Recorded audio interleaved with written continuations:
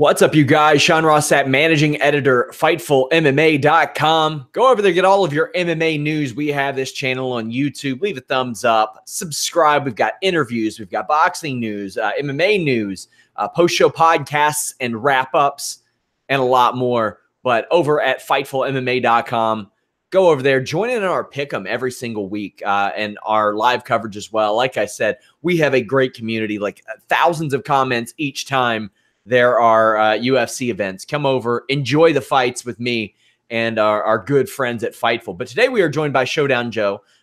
James Lynch is on assignment. But Joe, it's been an insane week. Title fight, GSP, Matt Hughes. We got Prague last weekend, UFC 235. I'm ready to get into it. Yeah, I mean, it's been an interesting week. It's one of those weeks that we always look forward to, or not look forward to, and say, all right, finally, we got some good content. It's nice when it happens in between UFC events, but lots of UFC events and lots of stuff. And this whole Matt Hughes thing has got me kind of like, oh boy, oh boy. So let's go ahead and talk about that. He got hit with a pair of restraining orders, one by his wife, Audra Hughes, and his brother, Mark Hughes, who some UFC fans may remember. Audra claims that in September and October of 2017, she wouldn't give Matt the keys to his truck, saying that he shouldn't drive because of the brain injury that he suffered in his infamous accident. Matt would then allegedly snap and choke Audra in the shower before demanding the code to his gun vault while smashing her head against the wall. About a year later, another incident took place where Hughes had threatened to kill Audra because she had taken his phone after the retired fighter had allegedly been in contact with multiple women.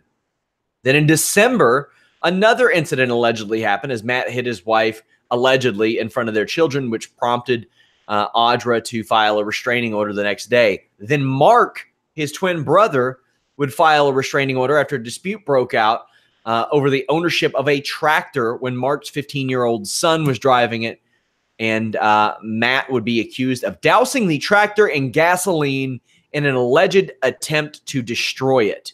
The restraining order says that Matt has to stay 500 feet away from Audra and the children, and Mark says that Matt must stay away from his family. I'll say this, and I'll let you carry it away. I'm not surprised, motherfucker. Yeah. Yeah, I mean, first things first, there's a lot of stuff that happens outside of the, MMA bubble, a lot outside of the octagon, outside of the cages and rings out there that, we sometimes don't know about. Sometimes it's never published, sometimes it's never released. And that could go with all fighters, men and women in general. Now, in terms of Matt Hughes, I don't want people to think that there should be an excuse that after what happened to him with the train accident and the brain injury that, he's not fully there and he's making decisions and he's not doing the right thing. Listen, you can make that argument if you like, but if that's the case, and he's got to be, he's got to be, I don't know if supervised is the right word, but he's got to undergo some sort of treatment or help to prevent him from taking to these situations to where they need to be. Obviously, it sounds to me when you start looking at all these allegations, is there a situation here where this guy gets angry very, very quickly? Is he agitated? Do things build up for him to do this? Or is it just a matter of, is he a bad guy? I don't think he's a bad guy. I've had many scenarios with Matt Hughes over the years. So it's not stuff I like reading. It's not stuff I like seeing. But when it gets to situations like this, obviously, the authorities need to intervene and perhaps more. This needs to be extended out and stuff needs to be happening for Matt, right? And the victims, of course. To show you guys how in key this is, I'm going to read you guys an excerpt of Sean McCorkle's review of Matt Hughes' book. Chapter 4. Matt cheats his way through college, getting A's in classes he proudly says he never attended. He and the other wrestlers bully everybody at Lincoln Junior College and break a bunch of shit. They tip over people's cars and flood the dorms on purpose. We reach a new low when he also makes light of the fact that one of his college buddies could not read or write. He then takes the time to bash Frank Trigg, saying, quote, he never became anything. A family member shoots himself over a girl, and Matt skips the funeral to decide to go to a wrestling meet instead. Instead of getting drunk, or after getting drunk one night, they take a bunch of girls, quote unquote, swimming in some sort of pond, rainwater, sewer runoff. There's a whirlpool that's formed in the sewage pond, and Matt and two other drunk college kids get caught in the current. Matt pulls himself out, but the two other kids drown. He talks about how God saved him, apparently with God hating the other two drunk college kids. They feel so sorry for the 2 kids that died. The same night, they go out and get drunk again and look for girls. So basically, take what I said and just throw it out the window. Hey. Gotcha. Just providing multiple sides of this situation. We'll see how it unfolds. Maybe for Fightful Select members, I'll read that entire review. It's for better or for worse, an entertaining one. One person whose character is not in dispute is George St-Pierre. And this is one of those times I'm really glad we have you on the show. You've known George for a long time. You've worked with him for a long time. I want to talk about the career, the decision, what happened, what didn't happen. George St-Pierre hanging it up. You could really tell that the weight of fighting was something that he had to bear for a very long time. And that he flat out said fight day is stressful for him, Joe. And you could kind of understand that. You can kind of see that in him.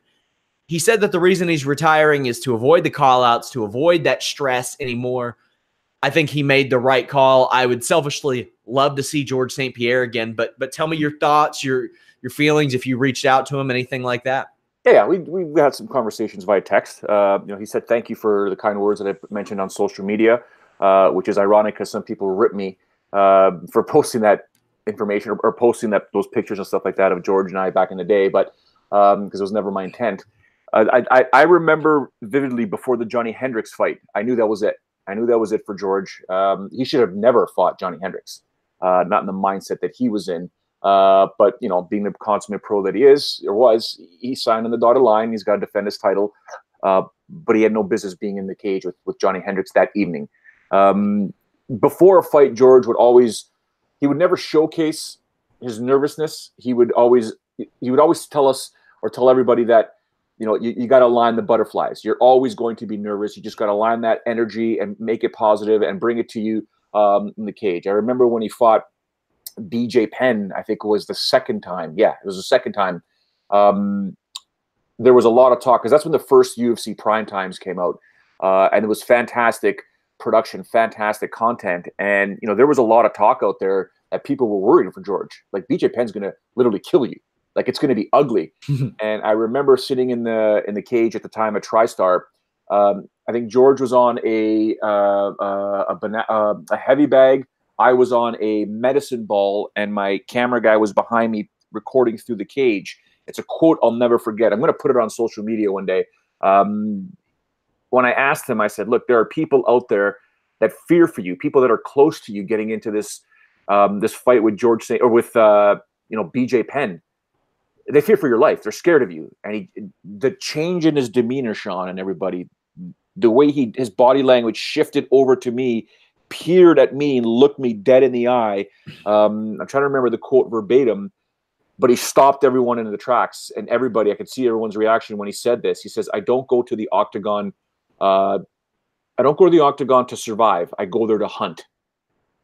And it just shut everybody up. And I can remember seeing, because my producer, Big Bobby T. James, mentioned him a couple times on the show before.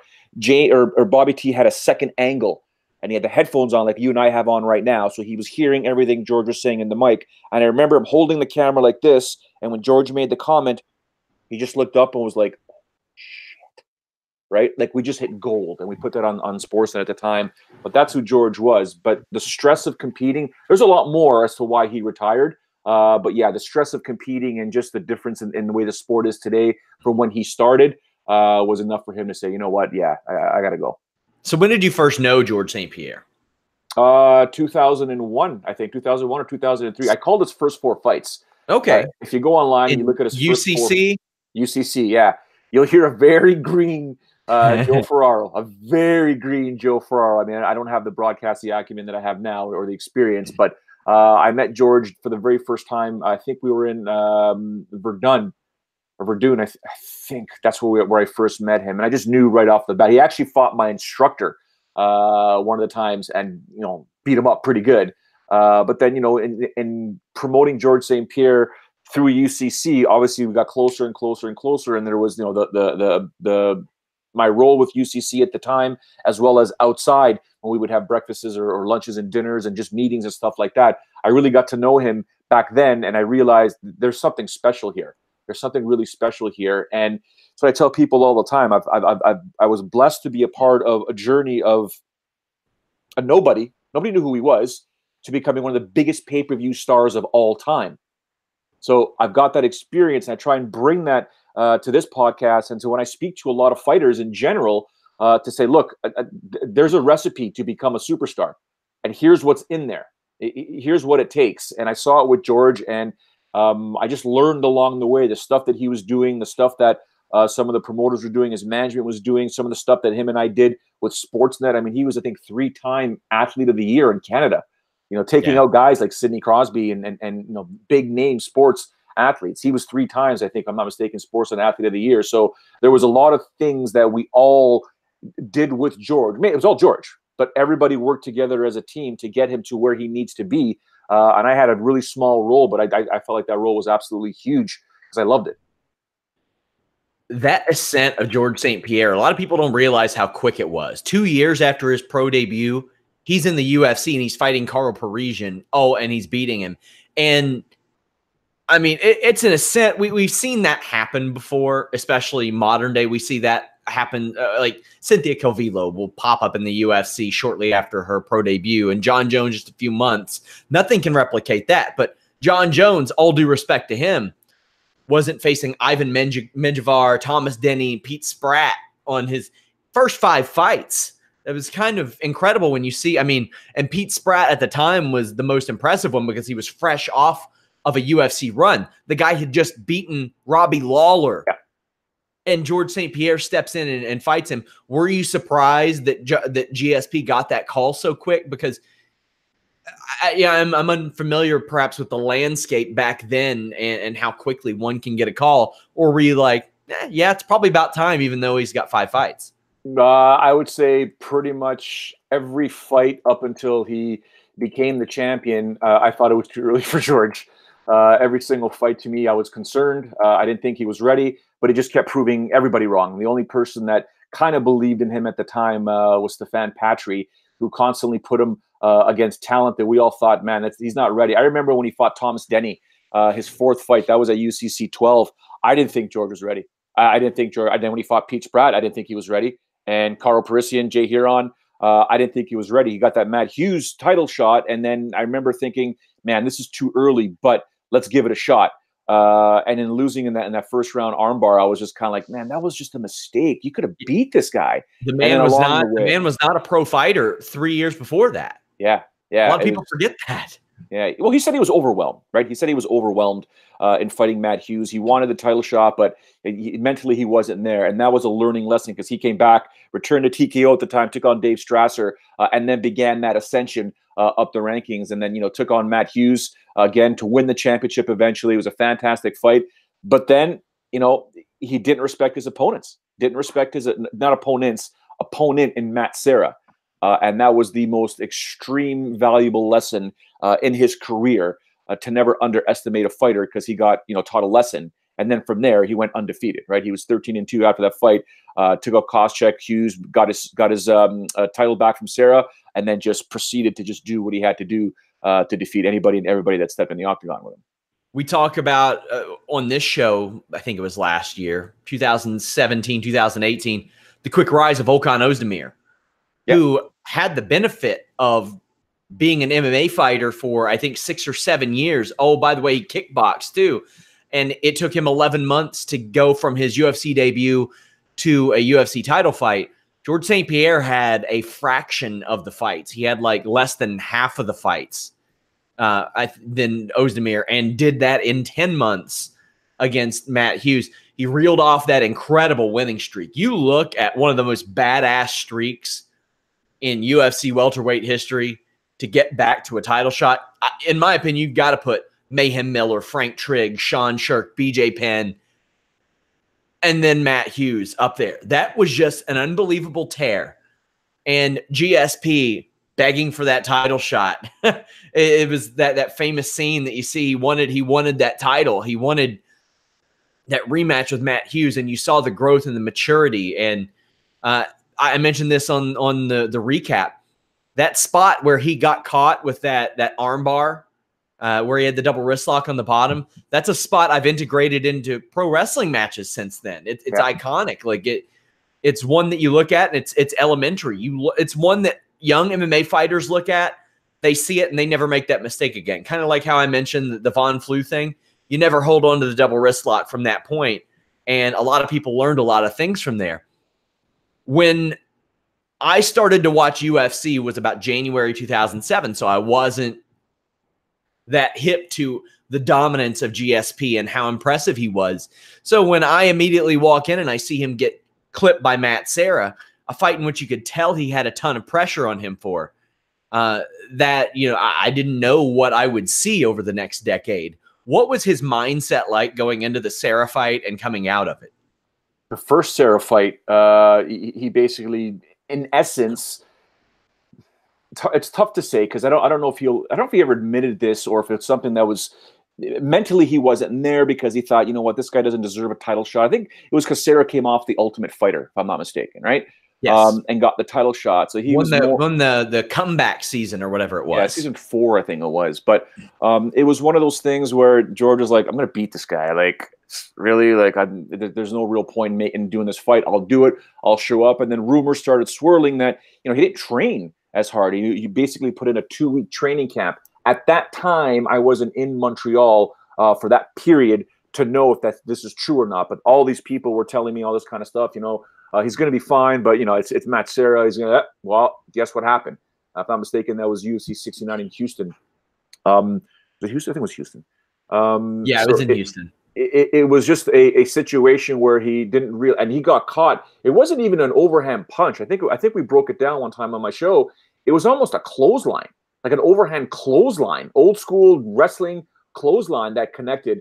And that's what rattled George. And there was so much time left in the round that George just couldn't recover. And Matt Serra did a fantastic job eventually getting that fight down on the ground, connecting, and making George tap out. I mean, that's what really happened there, right? So that was the learning curve. I remember him when I was talking to his sports psychologist about a year or two later. One of the things that they made George do, and this happens a lot with psychologists and sports psychology in general, is they talk about devastating incidents in their lives or something bad that happened. And eventually they talk through it. It could be emotional. It could be angry. It could be whatever. But eventually they write it on a brick, right? They write it on a piece of paper. They tape it to a brick, or they tape to a brick, and they just toss it into a river or a lake, saying, that's it. It's done. I think George went through that experience as well, and he came back just stronger than ever.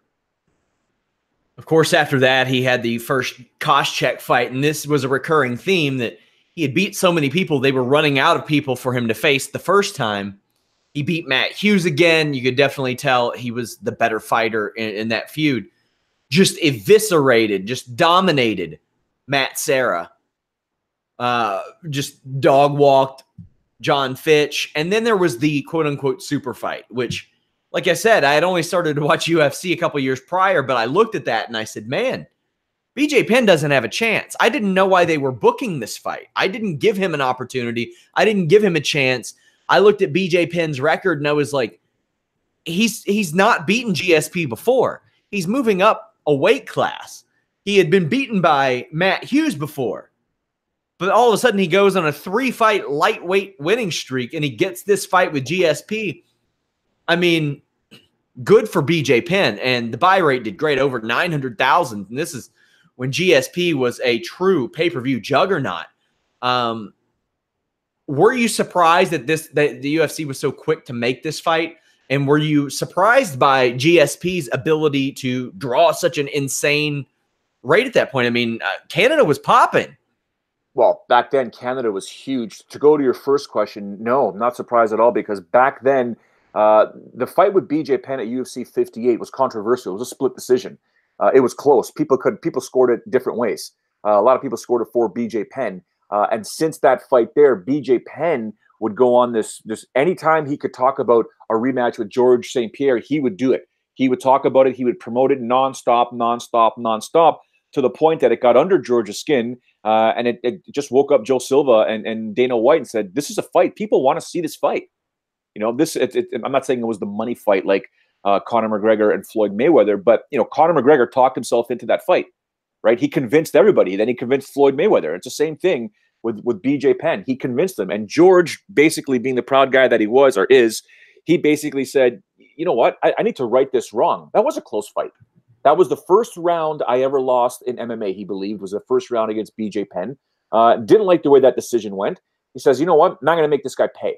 But BJ Penn had gone on that run and just destroying people that everyone started believing, man, this guy's dangerous. He's going to destroy George St-Pierre. And then George was like, what are these people saying? Really? They actually believe this as well? And it just was more fodder for the fight, right? And then the prime time and that, you know, when BJ Penn saying, I'm going to kill you, I'm going to kill Faraz Zahabi, and just the crazy stuff that BJ was saying on camera. Well, they would go back and forth, right, from Montreal to Hawaii, or Montreal or Albuquerque to Hawaii. It was absolutely crazy, and it was just a perfect storm that evening. And I'll never forget, never, ever, ever forget the people ask me sometimes, you know, what are your favorite walkouts of all time? Those two are in my top 5 from that UFC 94 event. Those walkouts, you knew, Sean, you were in I was seizing the moment, right? Like carpe diem.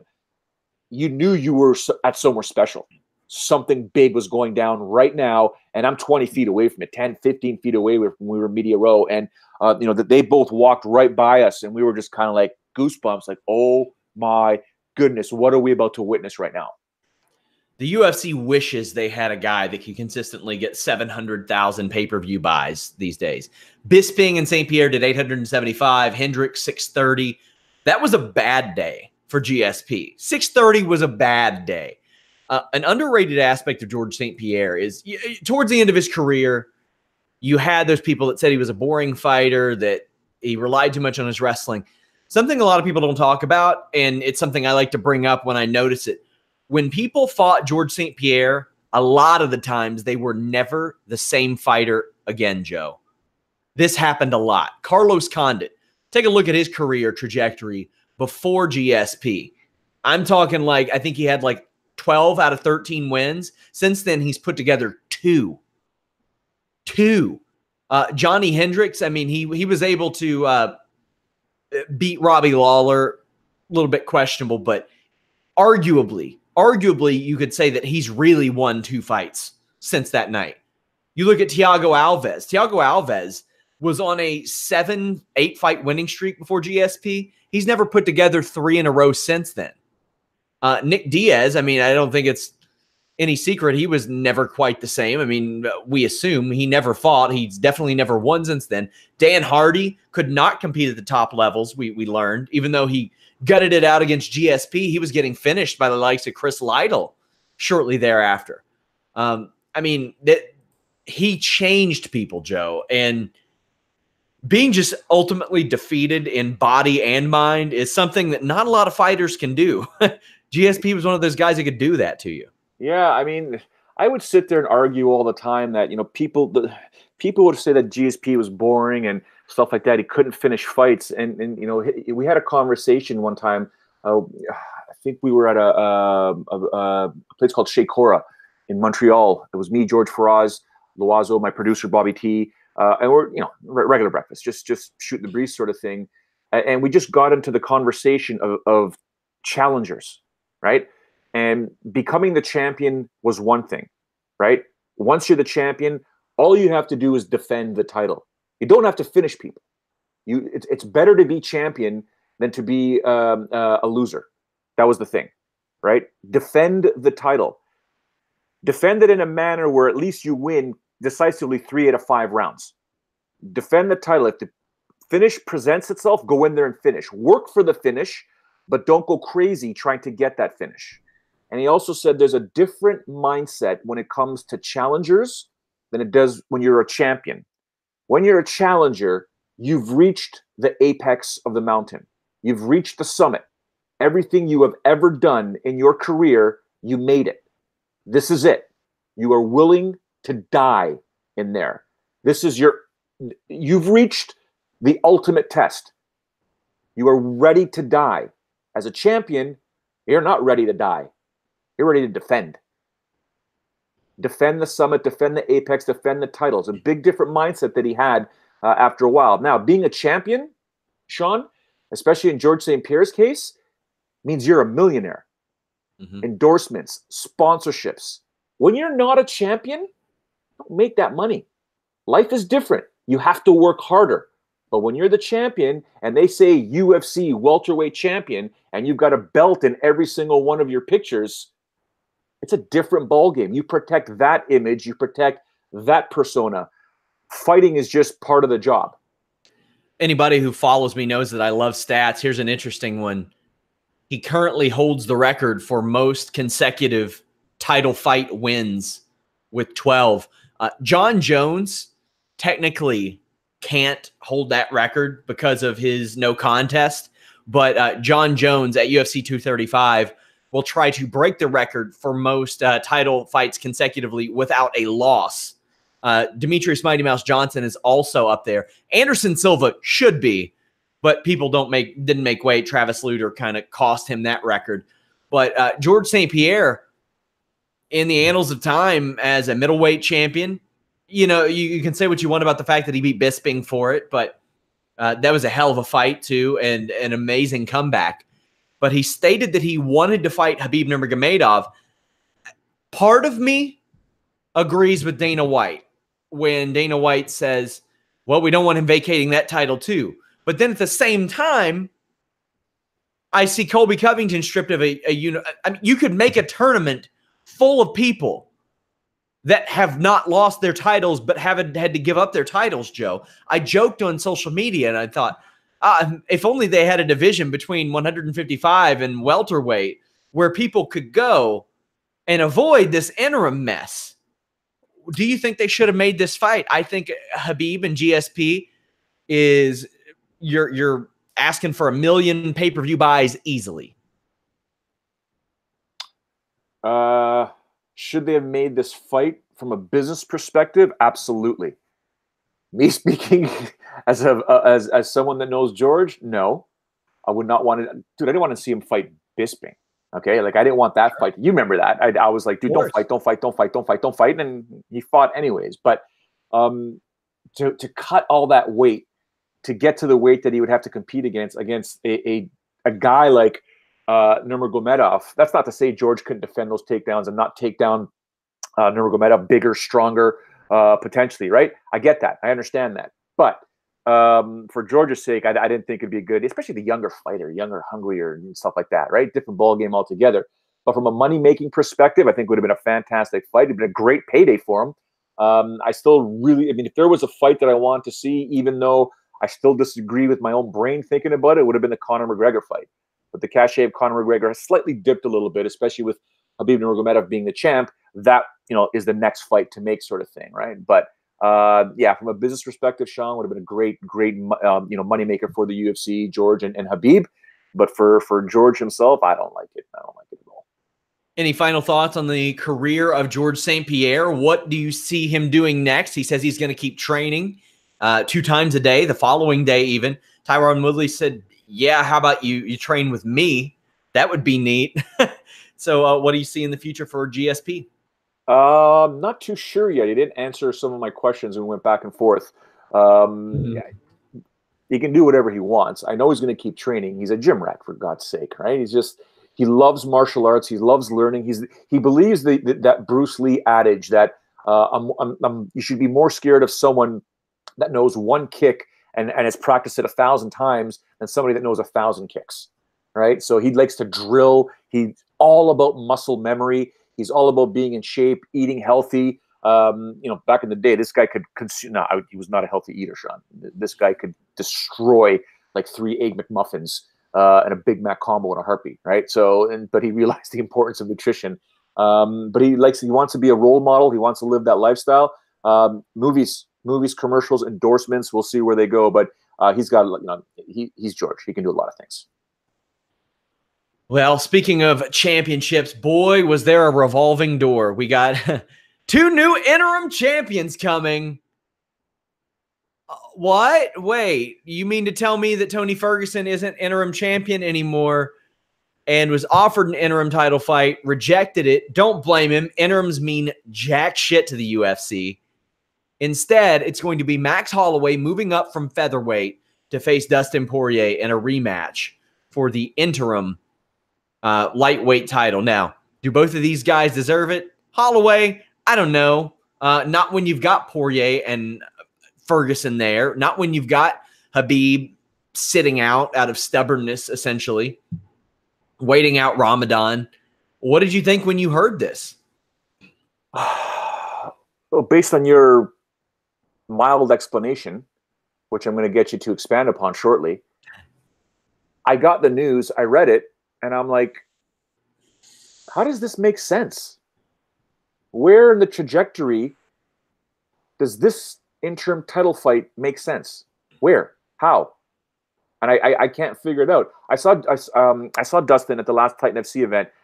We had a chat. Jesus, that guy always in shape. Holy smokes, is that guy fit? We just shot the shit. How's it going? What's going on? How's everyone? How's the wife, kids? Good. Blah blah blah blah blah. I didn't see this coming. And the whole, I don't get the Max Holloway moving up thing. I don't know. It's just it's strange. It's strange. It's weird because Max Holloway wins this fight. We get a damn good fight with Khabib. Dustin Poirier wins. Maybe. Where's Tony? Yeah, but that's what I'm saying. It just doesn't make sense, Sean. They got to do Tony and Khabib. They have to do Tony and Khabib. If they want to do Holloway and somebody else, God, this doesn't make any sense. Oh, it's rough. I don't know. I mean, I get Ferguson's line of thinking, what I presume.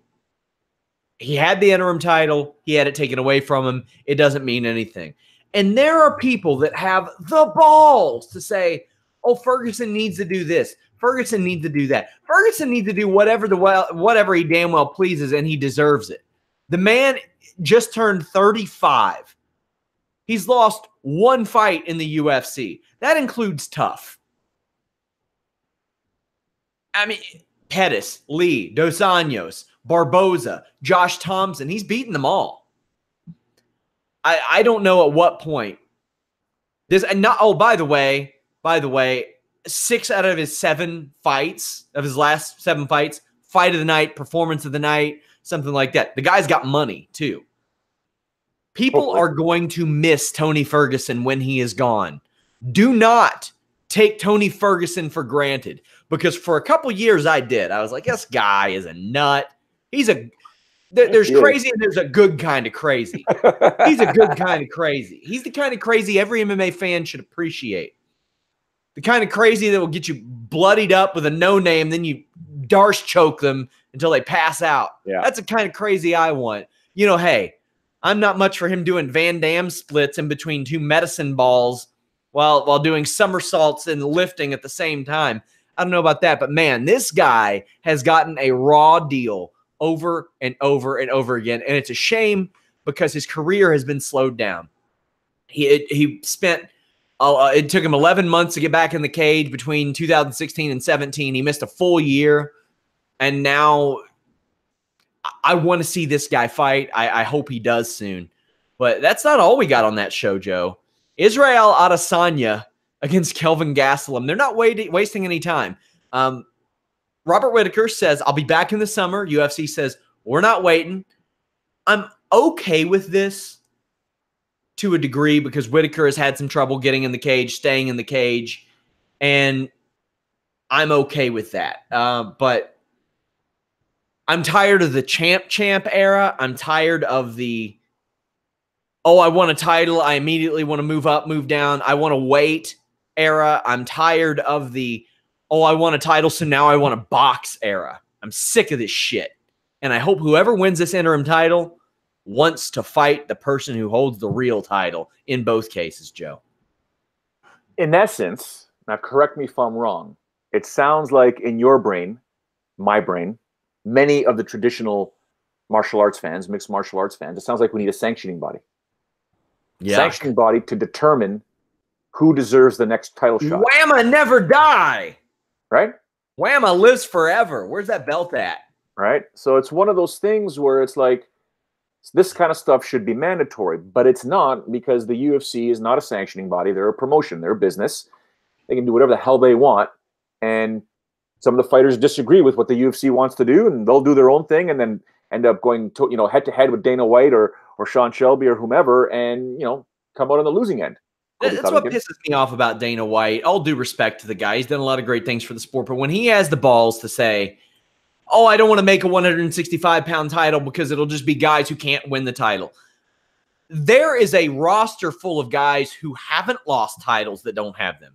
Daniel Cormier vacated his championship. John Jones didn't have a title for a long time that he had never lost. Robert Whittaker, his championship is about to have an interim title. And the reason that Robert Whittaker had that championship was because a guy who didn't lose it was there. St-Pierre vacated his championship. Colby Covington stripped of an interim title. Conor McGregor was stripped of a featherweight title. I think Ferguson and McGregor were stripped of titles, actually. McGregor never truly lost either one of his championships, although, it's hard to say that with him losing to Khabib. You look at it, TJ Dillashaw is moving down instead of defending his title. You've got Jermaine Durandamy ran from her division. There's a whole ton of people who never lost their titles. So to say that, oh, well, we can't create a weight division where we have dozens of people willing to compete in it because it'll be people who can't win, I'm thinking, man, that is tone deaf. Well, Dana White's always made decisions, and he's made fantastic decisions. Let's not kid ourselves, guys. But he's also been slow to react, and sometimes I want to stress the word sometimes, slow to evolve, right? Slow to realize, holy smokes, this is available to us. We can do this, aka women's MMA, right? I mean, I remember, that's another story altogether. I won't even get into that one because he blasted me when I brought up women's MMA a long time ago. It'll never work in the UFC.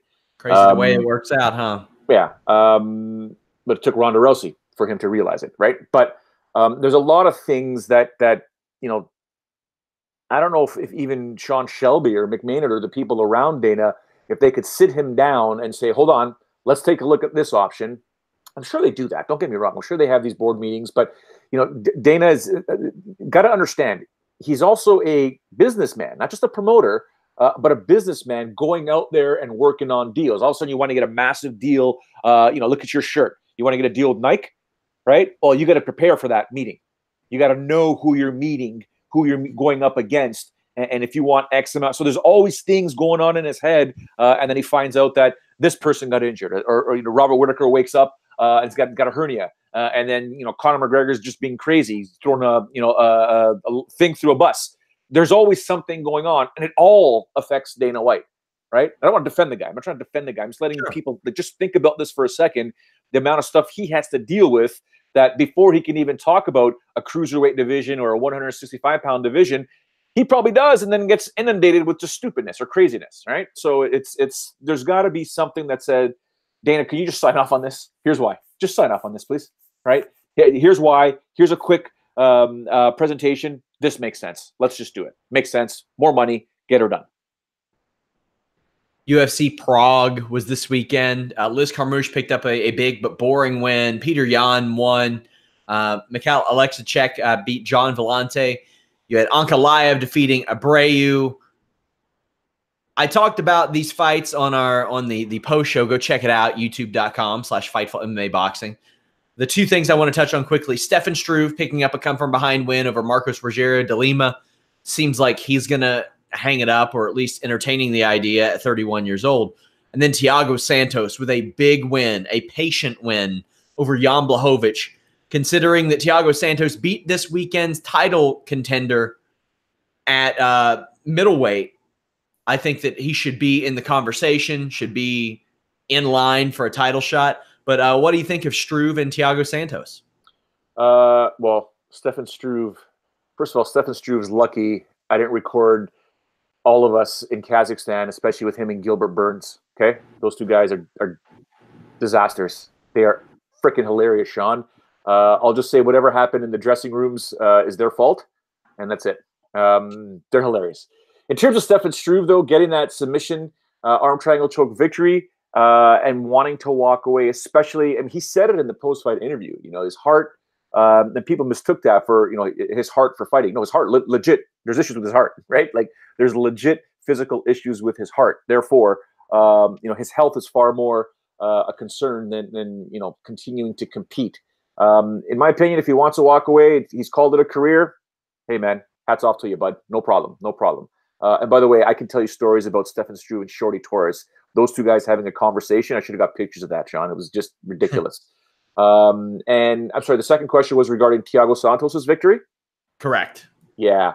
I was watching the fight, and immediately when I was seeing Thiago, as patient as he was just that he's fighting 5 rounds, right? He's got to be smart. He's got to be intelligent. And I felt like tweeting out, there's no business Thiago Santos should ever be fighting in a 5-round fight. Make every single one of his fights 3 rounds, especially if he gets a title shot as well. We'll see some crazy excitement as well. He doesn't have to pace himself. Warms my heart to see people not cutting weight like they used to. I mean, especially when they succeed. Makes me very happy. For a long time, Joe, I beat that drum of middleweight's going to look a lot different. Middleweight's going to look a lot different. I need to get a snapshot of the rankings about a year and a half ago. No Bisping, no Santos. Even Eric Anders has hit the bricks. Anthony Smith left. Machida gone. Silva practically gone. It might as well be gone. Belfort gone. All these people. Light heavyweight is just from 6 months ago, 7 months ago to 6 months from now going to be completely different, especially when Rockhold shows up as well. Also, I think Struve gets a Bellator offer if he leaves UFC. We have. What's your take on Belfort could be signing with one championship and not Bellator? It makes sense. Highest bidder. Go to the highest bidder. I'm not. Are we surprised? I'm not. No. Just thought about it, and I thought to myself, I feel bad because sometimes here in North America, we've got our myopic mindset. We only focus on North America. I had this very conversation last night, Sean, and everybody tuning in right now and listening later on with the board of directors for the Soccer Association that I'm with here, and just a myopic view of how North Americans, Canadians, and Americans have regarding soccer in comparison to Europe. It's the same thing. We feel like we lose these guys, the Mighty Mouses and the potential Vitor Belforts, and they go over to ONE FC or they go over to Ryzen and stuff like that. But it's a big world out there, and these guys deserve to get paid. You can say all you want about Vitor Belfort, former UFC champion, albeit controversial, and he's already made a lot of money. So what? Go make more. This guy's putting his life on the line all the time, TRT or not. Come on. UFC 235 on March 2nd. You can stream it right on Fightful.com. We have a link where you can buy it. You can join in our live coverage and talk with hundreds, dozens of others that will be watching the show. We're going to give you some odds, some predictions. Anthony Smith taking on John Jones. Jones a minus 850 favorite. Anthony Smith a plus 575 favorite. When I look at this, I think that Smith has to pressure early and make John Jones know that he is in a fight from the outset. Smith is really good at popping in and peppering people, but a lot of times when he does that, he's doing that to get their hands up. That way he can open up. That way he can push people up against the fence and throw elbows. Jones, on the other hand, is really good at making people think he's going to attack against the fence to get away from the fence. Jones also, when you get into clinch range, you don't know what he's going to do. You don't know if he's going to foot sweep you, foot stomp you, go after your knees, rip your shoulder out of its socket. John, I mean, there was a nickname in old ECW, the innovator of violence. John Jones is truly an innovator of violence. He will do whatever it takes to finish that fight, legal or illegal sometimes. He will do whatever it takes to get out of that cage with a victory. There's a lot of things you can tell about John Jones, even though he is really hard to read. His level change, whether it's half-assed or not, will tell you what his intentions are. If he's trying to set you up for something else, or if he's truly trying for a takedown. Also, he improvises incredibly well. How I mentioned, the innovator of violence. He is very, very good at finding a way to turn any situation into an offensive maneuver. And as we've seen before, Anthony Smith against Hector Lombard, when people write Anthony Smith off, he's very dangerous. He was screaming at Hector Lombard in that fight, if you remember. Ask him if he knew his name now. Well, there's a lot of aspects of Anthony Smith's personality that could shine through, but same height, 8-inch reach disadvantage. You got to go Jones with your head here. I think it's impossible to pick against Jones. What do you see happening, Joe? Okay, well, first things first. Let's cross our fingers this fight takes place. Yeah. First things first. Let's mention that. First fight since 2014 with no drama from Jon Jones. And that being said, it's Tuesday of fight week. It's Tuesday of fight week, and he had to get licensed for this fight specifically. That's what I'm considering no drama. Gustafsson had that whole mess. They moved the show. The Cormier fight, they had to overturn it. The Cormier fight before Jones failed, or there was the Jones drug test issue. The OSP fight, well, OSP had to step in for Daniel Cormier, who had an injury. Then there was the Johnson fight where Jones got stripped. There was the Cormier fight with the coke test. There's the Cormier fight where Jones tore his meniscus and they had the big brawl. Even then, Cormier was a replacement, I think, for Gustafsson, who was supposed to be in that fight. A mess. And even the Teixeira fight, they had to reschedule that one. Before that, Gustafsson, that was a questionable decision. Before that, there was Sonnen, and they had to move that show. It's been years since we had a Jon Jones fight without any real drama, Joe. So, back to my point. It's only Tuesday of fight week, right? Yeah. Hey, let's hope this fight takes place, okay? By all accounts, I mean, history may prove us otherwise. It reminds me of dealing with all my Canadian friends here that get pissed off that it's snowing and freezing in February. You lived here your whole damn life.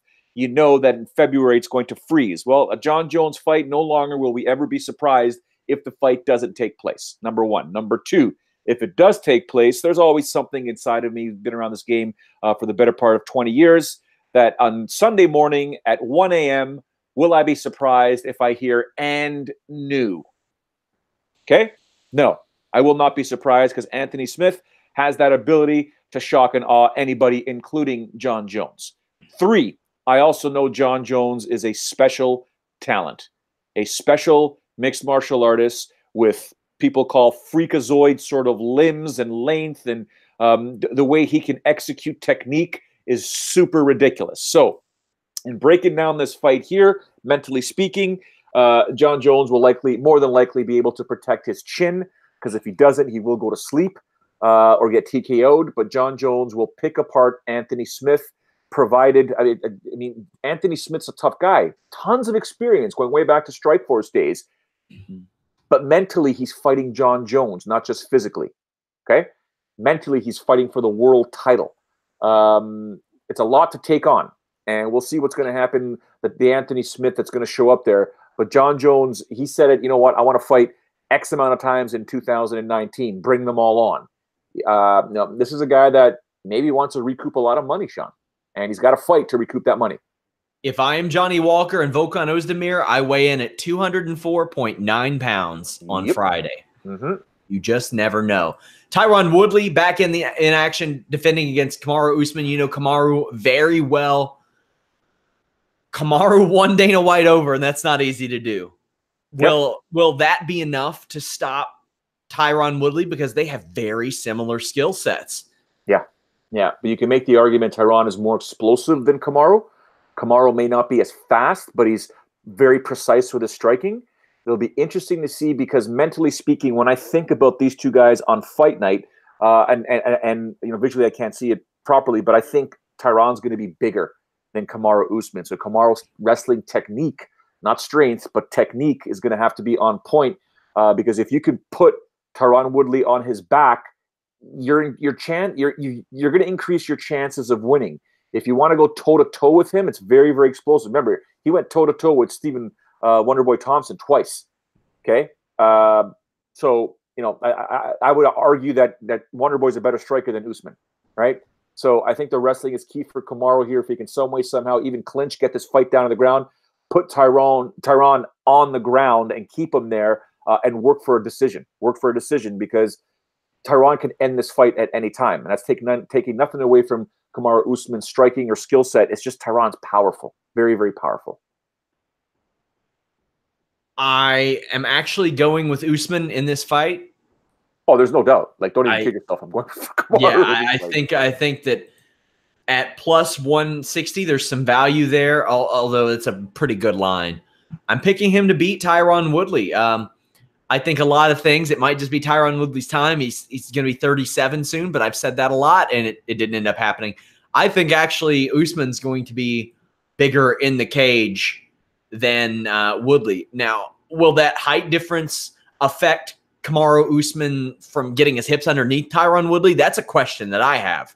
I get the feeling a lot of this fight might be up against the cage, and that is not going to be a crowd pleaser, but I could see it.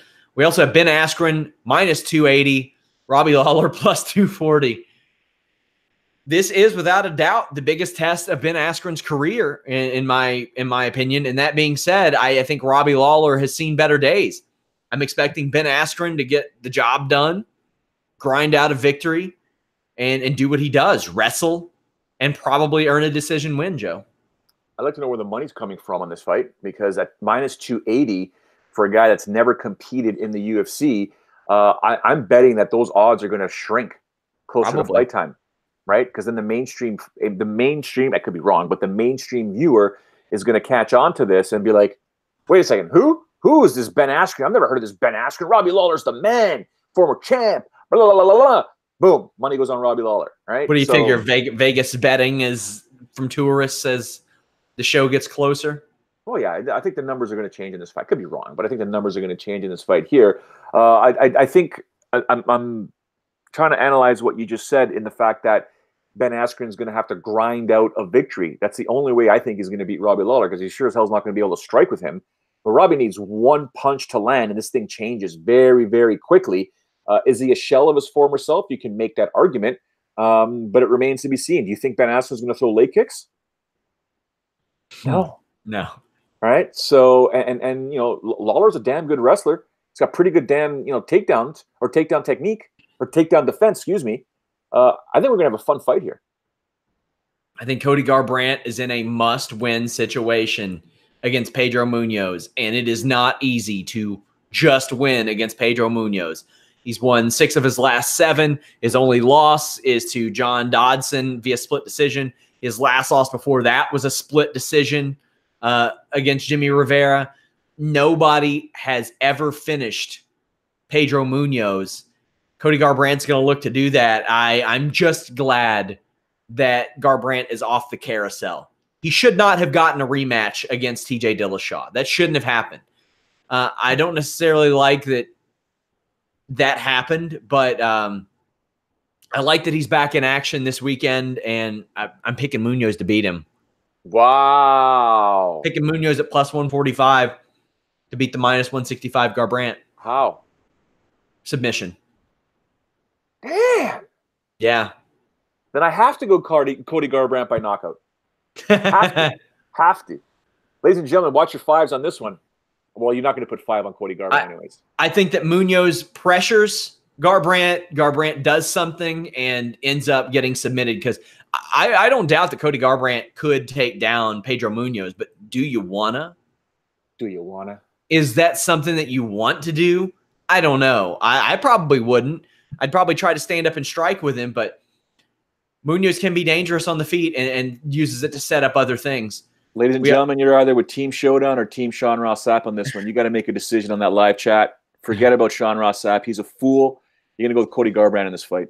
I want your picks on some other ones. Johnny Walker, minus 135 against Misha Serkinov, a plus 115. This is a big one for Johnny Walker. Huge. You have Jeremy Stevens, a plus 205 against the minus 245 Zabit, a big one for Zabit.